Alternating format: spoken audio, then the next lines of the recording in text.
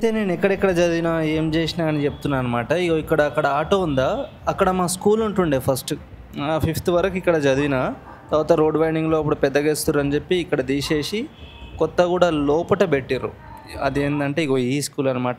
ఈ స్కూల్‌లో నేను ఫిఫ్త్ నుంచి 10థ్ వరకు చదివినా. 10థ్ 4 టైమ్స్ చదివినా. నా బాల్య వివాహం మొత్తం ఇక్కడే జరిగింది. సారీ, నా బాల్యం మొత్తం ఇక్కడే జరిగింది. ఇదనమాట మా స్కూల్. పెద్దగా ఉంటుండే. ఇప్పుడు ఇవన్నీ బౌండరీలు వేసినారు కానీ అప్పుడైతే ఫుల్ కుల్లం కుల్లా ఉంటుండే ఇదంతా.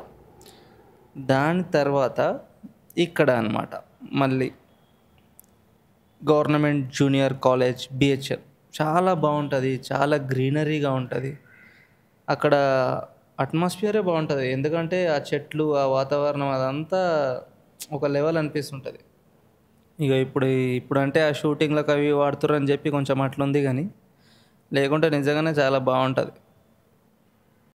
ఇంకా బ్యాక్ సైడ్ వెళ్ళామంటే మొత్తం చెట్లు ఉంటాయి, మంచి గ్రీనరీగా. అండ్ మా వాళ్ళు చాలా ప్రకృతి ప్రేమికులు. అక్కడ వాష్రూమ్స్లో పోరు, ఇక్కడ బయట వచ్చి పోతారు. అంటే ఆ కాలేజ్ వైబే అంతలే, ఎవరున్నా అంతే కానీ అది. కానీ దాని తర్వాత ఇగో ప్రజ్ఞ లేబర్ డిగ్రీ కాలేజ్, సారీ అంటే అదే ప్రజ్ఞ డిగ్రీ కాలేజ్. ఇక్కడ డిగ్రీ చేసిన. ఎందుకు లేబర్ డిగ్రీ కాలేజ్ అంటే ఇగో కింద మొత్తం లేబర్ వాళ్ళు అంటారు, అంటే లేబర్ వాళ్ళు అడ్డా, అదేం తప్పు కాదులే. కానీ ఇప్పుడు మ్యాటర్ ఏంటంటే నేను డిగ్రీ పాస్ అయినా. ఎందుకు ఇంత రుబాబు ఇప్పుడు వీడియో చేయడం అంటే, నేను ఫెయిల్ అయినప్పుడు మస్తు మంది మస్తు మాటలు అన్నారు, నా ఫ్రెండ్స్ కానీ వాళ్ళు కానీ వీళ్ళు కానీ. తెలుసు నాకు, ఎందుకంటే అవన్నీ నేను అవన్నీ చెప్తుంటాను నార్మల్గా. అవన్నీ పట్టించుకోదురా, లైఫ్ పోతుంటుంది, కామన్ అవి ఇవి అని చెప్పి. కానీ ఇప్పుడు నేను డిగ్రీ పాస్ అయ్యి రుబాబుగా చేస్తున్నా. రుబాబు అంటే నార్మల్గానే చేస్తున్నా కానీ డైలాగ్ బాగుంటుంది అంటారు. ఎందుకంటే మనం పాస్ అయినప్పుడు మాట్లాడితేనే వింటారు, ఫెయిల్ అయినప్పుడు చెప్తే నువ్వు ముందు పాస్ అయితే గారబోయి ఆ మోతేవారి మాటల తర్వాత అని అంటారు. సో ఇప్పుడు మనం పాస్ అయినాం, రుబాబుగా మాట్లాడుతున్నాం. బేసిక్గా నాకు చిన్నప్పటి నుంచి చదువు అంటే చాలా ఇష్టం. ఎంత ఇష్టం అంటే నేను 10th 4 టైమ్స్ చదివిన, అంత ఇష్టం నాకు. నా ఫేవరెట్ సబ్జెక్ట్ మ్యాథ్స్. మళ్ళీ దాన్నే 4 టైమ్స్ చదివిన. అంటే ఫెయిల్ అయినా, అది ఎట్లా ఫెయిల్ అయినా ఏందో అర్థం కాదు నాకు అది. కానీ ఫెయిల్ అయినా 4 టైమ్స్ ఫెయిల్ అయినా కానీ మా అమ్మ కానీ ఎవరు కానీ, అంటే ఇంట్లో కొన్ని ప్రాబ్లమ్స్ అవి ఇవి ఉండే. కానీ మా అమ్మ ఏమంటుండే, ఓకే ఇంట్లో ప్రాబ్లం వల్ల నువ్వు చక్కగా చదువుతలేవేమో, నా వల్లనే ప్రాబ్లం ఉందేమో నీకు అని అంటుండే. నాకు అంటుండే మా అమ్మ. కానీ వాళ్ళ వల్ల ఇంట్లో ప్రాబ్లంలు కొన్ని ఉంటుండే. నేను కూడా బట్టేవాసు కానీ బయట తిరుగుడు, క్రికెట్ ఆడిని కొరుకుడు, గోటీలు ఆడిని కొరుకుడు, ఇంట్లోనే ఉండి ఇంట్లోకి తాళం వేసుకొని ఇంటి లోపల ఉంటుంటే అంత పెద్ద దొంగ కొడుకుని నేను. అదైతే ఏమీ కానీ ఫెయిల్ అయినా. అప్పుడు కూడా మస్తు మంది మాటలు, ఆ మాటలు ఈ మాటలు చాలా విన్నా. ఎందుకంటే తెలుసు కదా, మనం సొసైటీలో బతుకుతున్నాం అంటే ప్రతి ఒక్కడు అనేటోడే ఉంటాడు. 10th ఫెయిల్ అయినాక ఏం చేసిన అంటే, ఉట్టిగా ఉండొద్దు కదా ఇంట్లో. ఉట్టిగా ఉంటే ఇప్పుడు ఫెయిల్ అయినా అని చెప్తే ఇజ్జత్ పోతుంది. సో నేనేం చేసిన, 1 సిట్టింగ్ కాలేజ్ పోయినా. అంటే ఇంటర్ 1 సిట్టింగ్ కాలేజ్. అంటే ఫెయిల్ అయిన వాళ్ళనే పెట్టుకుంటారు దాంట్లో, ఉట్టిగా పోయడానికి దానివల్ల వచ్చేది ఉండదు, పోయేది ఉండదు. కోటిలో పిఆర్ఆర్ కాలేజ్ అని 1 సిట్టింగ్ కాలేజ్ పోయినా. అది ఖాళీ ఏది happy days time. 1 sitting college పోయినా. తర్వాత అది కూడా అదేం పనికిరాదని కొన్ని రోజుల తర్వాత అర్థమైంది, 2-3 నెలల తర్వాత. అయితే ఇక్కడ ఒక సార్ ఉండే, మా సార్. ఆ సార్ పేరు చెప్పి జగదీశుడు ఎందుకు కానీ, ఆయన ఏం చేసిండంటే ఓపెన్ యూనివర్సిటీ కడదాం పనికొస్తుంది డిగ్రీ అని చెప్పి నాతో డిగ్రీ ఓపెన్ యూనివర్సిటీ కట్టించాడు. ఇప్పుడు నాకేముంది, 10th లేకుండానే ఇంటర్ ఉంది, డిగ్రీ ఉంది. అంటే ఓపెన్ స్టడీ అవి కాలేవు నేను చేసినట్టు.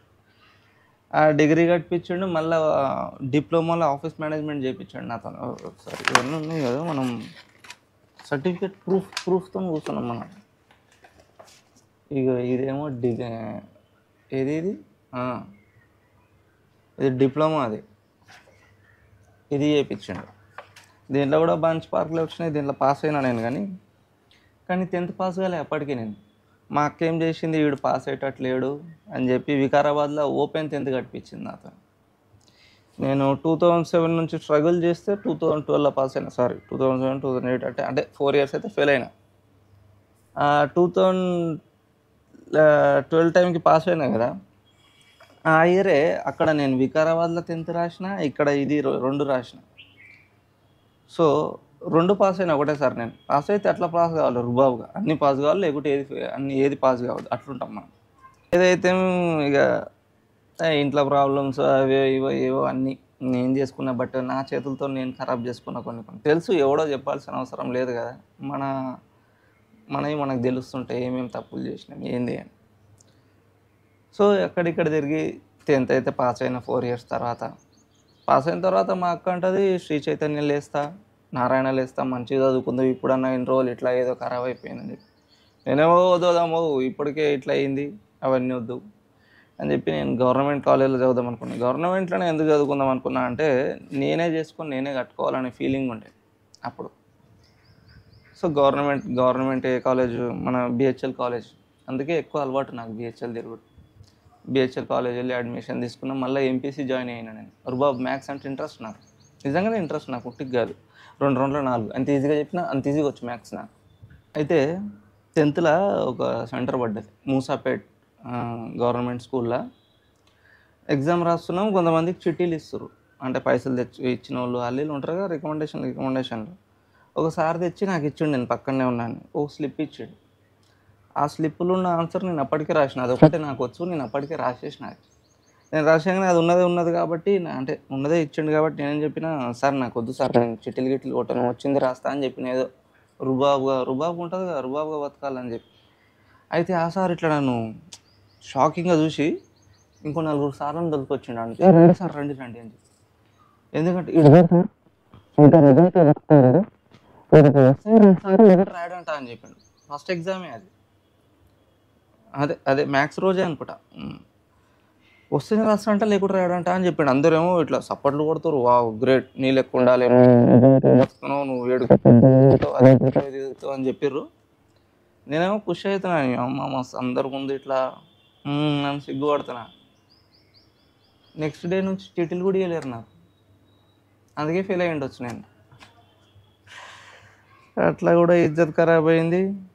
అయితే ఇక ఎంపీసీ తీసుకున్న తర్వాత నాది నాకు అనిపించింది, ముందే ఇన్ని సంవత్సరాలు ఫెయిల్ అయినా, అవసరమా మళ్ళీ ఎంపీసీ అంటే కొంచెం ఎక్కువ ఉంటాయి అవి ఇవి, నాకు గ్యాప్ వచ్చింది అని చెప్పి అనిపించి, ఫ్రెండ్స్ కూడా కొంతమంది చూస్తున్నా మళ్ళీ డిగ్రీలు ఫెయిల్ అయిన వాళ్ళు, అదే బీటెక్లో ఫెయిల్ అయిన వాళ్ళు. అంటే నేను 10th ఉన్నప్పుడు నాతో ఉన్న వాళ్ళు అప్పటికి బీటెక్ వచ్చేసారు, నేను ఇంకా ఆడనే ఉన్నా ఇంటర్లో. అయినా ఇప్పుడు షేమ్గా ఫీల్ కాలేదు, ఎందుకంటే నేను కొట్టాలి అంటే కొట్టాలి అంతే, నేను అప్పుడు ఫిక్స్ అయినా. మా అమ్మ కూడా అంటుండే, ఏదో నువ్వు బాగానే చదువుతావు కానీ ఓకే ఏం కాదు అంటే ఎంకరేజ్ చేసినట్టు, ఎప్పుడు తిట్టలే. సో అవి మనిషి తిడతానన్నా ఓకే, కానీ తిట్టనప్పుడు ఎక్కువ ఇజ్జత్ పోయిన ఫీలింగ్ వస్తుంది. అంటే అట్లే కాదు, ఒక వీళ్ళు నన్ను ఆ మాట కూడా అనట్లేదు, పక్క కొట్టాలి ఇది ఎట్లనన్నా అని చెప్పి. సో ఆ రుబాబ్కి కూడా మళ్ళీ ఇంటర్లో సిఈసికి వచ్చేసిన. బాగానే ఉంది, బాగానే పోతుంది ఇంటర్ కాలేజ్. అయితే ఇంటర్ బాగానే పోతుంది. నేను గవర్నమెంట్ కదా, కొంచెం ఫీజులు తక్కువ ఉంటాయి, అవి తక్కువ ఉంటాయి, మనం కట్టుకొని చదువుకోవచ్చు, పని చేసుకుంటా మంచిగా అనుకుంటున్నా. ఒక జూన్ జూలై స్టార్ట్ అయిందంటే నవంబర్లో మా అమ్మ చనిపోయింది.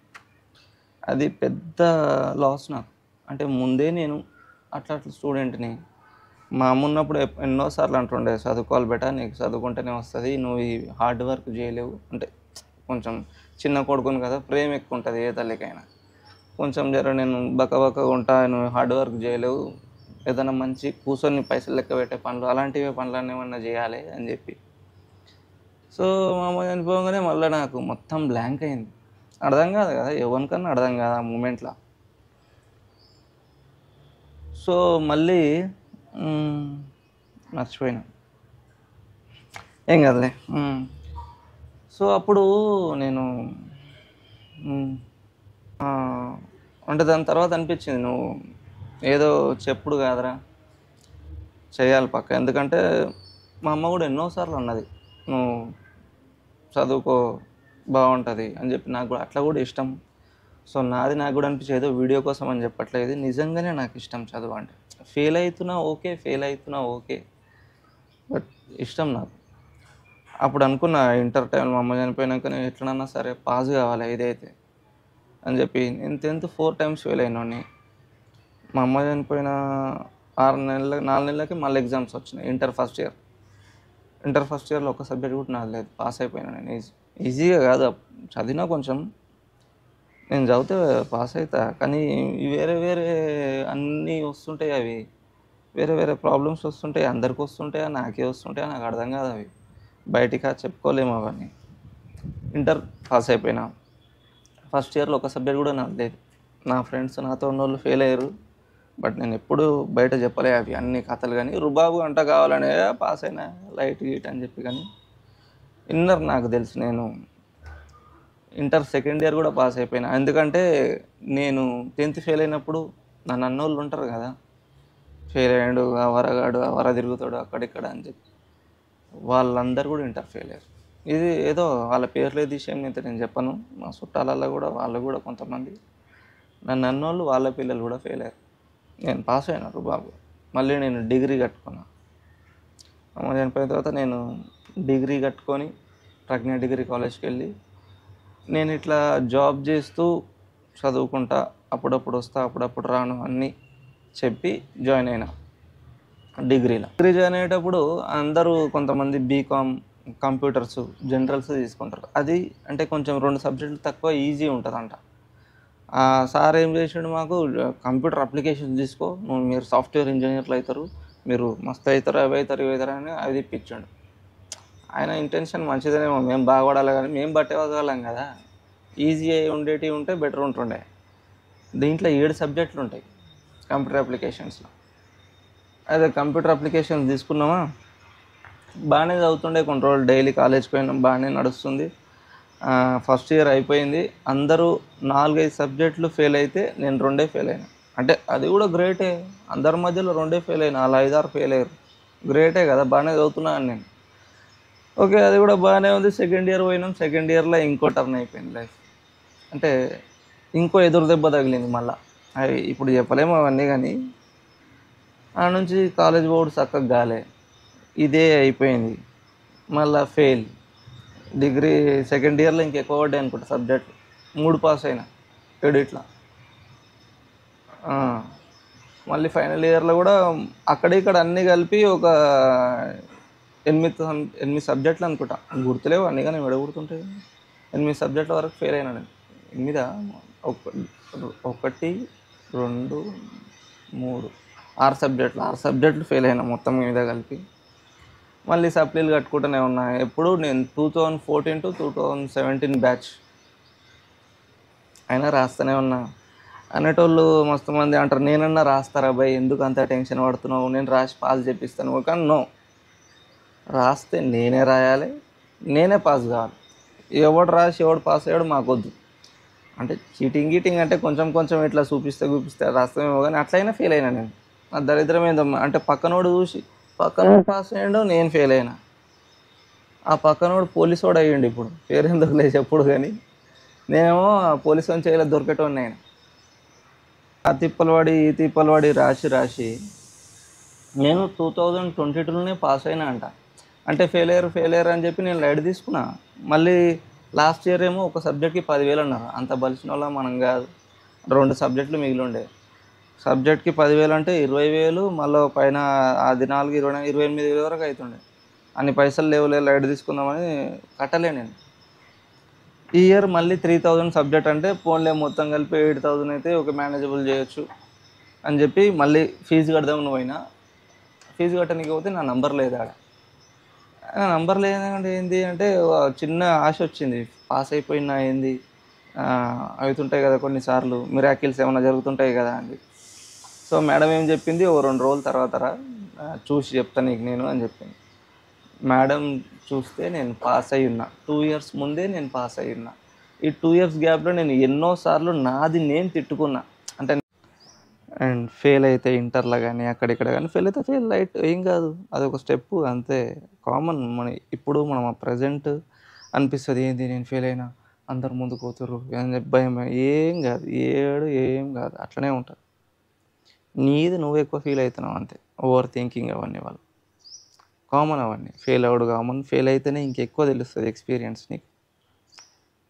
పాస్ అయితే లైట్, వాళ్ళతో పాటు పోతావు. ఫెయిల్ అయినప్పుడు నలుగురు మాటలు, నలుగురు ఎట్లా అంటారు, ఏముంటుంది అనేది తెలుస్తుంది. సో ఎక్కువ పట్టించుకోకు. లైట్ తీసుకో. నువ్వు టెన్షన్ తీసుకుంటున్నావు. ఫెయిల్ అయితే ఫెయిల్ అయినావు ఏం కాదు. ఈడ కాకపోతే ఇంకో దాంట్లో సక్సెస్ అవుతావు అంతే. అర్థమవుతుందా నిన్నే? ఫెయిల్ అయినప్పుడు ఎంతోమంది ఎన్నో మాటలు అంటుంటారు. అవన్నీ పట్టించుకోవద్దు. ఇప్పుడు వాళ్ళన్నవి గుర్తుంటాయి కానీ మనం జస్ట్ మనం వర్క్ చేసేది మనం చేస్తుంటే ఫెయిల్ అయినప్పుడు తిడతారు. పాస్ అయినప్పుడు పొగుడుతారు. ఇప్పుడేమో గ్రేట్ రా అన్ని సంవత్సరాలు నువ్వు ఇంట్రెస్ట్‌తో చదివినావంటే అంటారు. అవన్నీ లైట్ గానీ మనం పట్టించుకోవద్దు నిజంగానే. ఇప్పుడు ఇంటర్ వాళ్ళు ఫెయిల్ అయితే సస్తాగిస్తా అంటారు. అవసరం లేదు. లైఫ్ నువ్వు ఎట్లా మూవ్ ఆన్ అవుతూనే ఉంటది. ఎన్నో దగ్గర టర్న్ అవుతూనే ఉంటది. టైం వస్తూనే ఉంటది. ఇగో ఫైనల్లీ డిగ్రీ సర్టిఫికేట్. రుబాబ్ ఎందుకంటే ఇప్పుడు నేను మళ్ళీ ఎంబీఏ చేద్దాం అనుకుంటున్నా. నాకు ఇంట్రెస్ట్ నేను కట్టుకుంటా నా పైసలు. సో, ఇప్పుడు నిన్ననే ఇంటర్ రిజల్ట్స్ కూడా వచ్చినాయి అనుకుంటా. నేను 10థ్ ఉన్నప్పుడు నాతో పాటు ఉన్నవాళ్ళు నేను 10థ్ ఉన్నప్పుడే బీటెక్‌లో ఉన్నారు. కామన్ అవి షేమ్ అనిపియదా? సిగ్గు అనిపియదా అంటే, ఏమో నా టైం అట్లుంది. నేను ఆళ్ళకంటే పెద్దగా అయితానేమో. ఎవనికి తెలుసు? ఇప్పుడు ఆళ్ళు చూడు ఇప్పుడు నేను ఫెయిల్ అయినప్పుడు నన్ను అన్నోళ్ళు ఉంటారు కదా! మాటలు అవి ఇవి. ఇప్పుడు ఆళ్ళ డిగ్రీ కాదు కదా! ఇంటర్ కూడా కాలే ఇంకా. పెళ్ళిళ్ళు చేసుకొని సంసారాలు చేసుకుంటారు. చదువు కూడా లేదు. అట్లా. మన టైం వస్తది. కొంచెం లేట్ అయితదేమో. మహా అంటే ఓ 10 సంవత్సరాలు లేట్ అయినా అంతే నేను డిగ్రీ. దాంట్లో ఏం పోయింది? పాస్ అయినా నేను. పాస్. పోనీ అవన్నీ మజాకుల మాట. అండ్ టెక్నికల్లీ నేను ఎన్ని చదివినట్టు తెలుసా? 2 10థ్‌లున్నాయి. ఓపెన్ ఓపెన్ 10థ్ ఉంది. రెగ్యులర్ 10థ్ ఉంది మనకి. డిగ్రీలు 2 ఉన్నట్టు. అంటే ఒకటి మధ్యలో వదిలేసినానుకో ఓపెన్ యూనివర్సిటీ డిగ్రీ ఉంది. నార్మల్ డిగ్రీ ఉంది. ఇంటర్‌లో కూడా 2 ఉన్నాయి. అది ఓపెన్ ఇంటర్. అది పనికిరాదు. బట్ చేసిన. అదుంది. మళ్ళా ఇగో ఇది ఉంది. డిప్లొమా ఆఫీస్ మేనేజ్మెంట్‌లో. ఇన్ని చదివినట్టు నేను. మళ్ళా నేను చూడనీకే చదవనట్టే. ఆవారగాడన్నట్టే. అట్లా ఏం కాదు. ఫైనల్లీ నేనైతే పాస్ అయినా. ఇంకా ఎంబీఏ కడదాం అనుకుంటున్నా. ఎంబీఏ కూడా చేస్తా. సచ్చే వరకు చదువుతా. ఏం పోయింది ఇందులో? సరే మరి. వెళ్దామా? బాయ్. ఫెయిల్ అయితే ఫీల్ అవ్వకండి. ఏం కాదు. లైట్ ఇవన్నీ. నేను మా పిల్లలు గిల్లలు ఫెయిల్ అయినా కానీ అందుకే లైట్ చదువుకునే పాస్ అయ్యే మార్క్స్ వస్తే చాలు. అంతే. నాలెడ్జ్ ఉండాలి మెయిన్ అన్నిటికంటే ఎక్కువ. నాకు నాలెడ్జ్ ఉందేమో. Who knows? ఓకే. మరి పోతా ఇక. ఆఫీస్ టైమ్ అయింది.